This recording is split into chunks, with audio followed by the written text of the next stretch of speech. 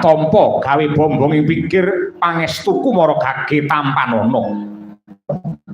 Kapundi mugi andadosaken jimating Sang Kula Dewaji. Ora keri wirat sangka diprayogakne anggen musuhan. Kawula nuwun inggih Rama Prabu pangraos boten kirang sekeca anggen kula ngabiyantara sembah pangabektinipun ingkang putra mawantu-wantu kunjuk sandhap padha paduka. Yo wirat sangka ndak tampa gawe bombong ing rasa.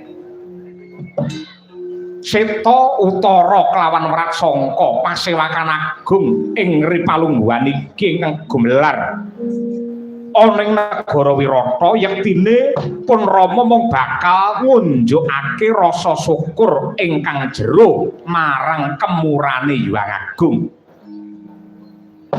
Dene Rubeda wis sirna bebaya wis sumisih ingkang nalika semana nimbrung ana ing bumi Wirata ya merga pakartine pamanmu Patih Kincaka rupa Kinca lan Rajamala ingkang merong kampuh jingga bakal jungkeng palengganing sun kanthi nindakake sandi upaya lan uga reka daya anggelar adu jago manungsa ana madyaning alun-alun. Ewa dene jago saka kepatihan Kincapura ya kuwi pamanmu Rajamala lumawan tanding jago saka kraton Wirata ya kuwi bocah pejagalan si Jaga Bilawa.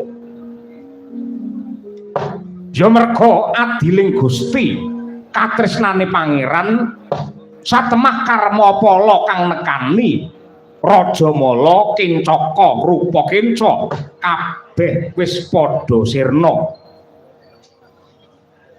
Ora mandheg teka semono wae. Pacobane negara Wirata isih sungsun matimbun-timbun awit sinusul Ratu Ngastina Duryudana lan Kurawane bebarengan kelawan Ratu Trigarta Prabu Susarma ingkang murang tata ngrampit negara Wirata. Ya bola bali awit saka pitulungane Hyang Agung lantaran si Jaga Bilawa lan juru beksa Kedhi Wrihatmala wasana mungsuh ingkang hanyerang Wirata bisa sumingkir. Lan nganti Ripalungguhan iki isih gawang-gawang mungguing netra.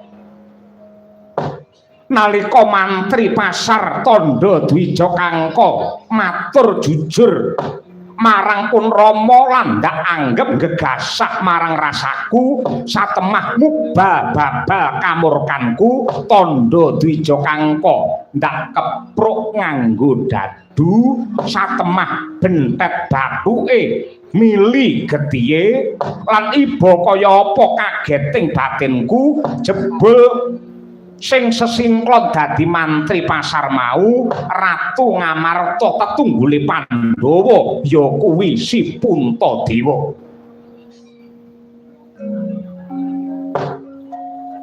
Sabanjure ora mung si Puntadewa ingkang ngenger suwitana negara Wirata klebu sing dadi Jaga Abilawa kuwi yektine si Werkudara mula kaprawirane ngedap-ngedapi. Wirat Sangka ngandhakake kelawan pun Rama lamun ta bocah wandu sing gaweane mbeksa karo ura-ura sing jenenge Wrihatmala jebul kuwi putuku Janaka.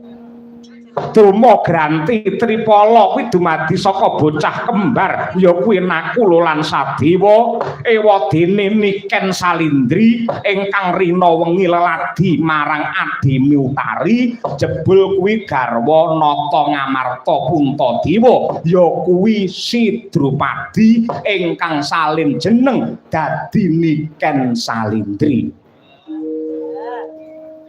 Tur aku wis niteni marambah makaping-kaping angger ana wong wadon sing jenenge Niken Salindri ayune mesti lair tekan batin suarane ya becik dasare ya budaya yen karo wong lanang semune rada gila.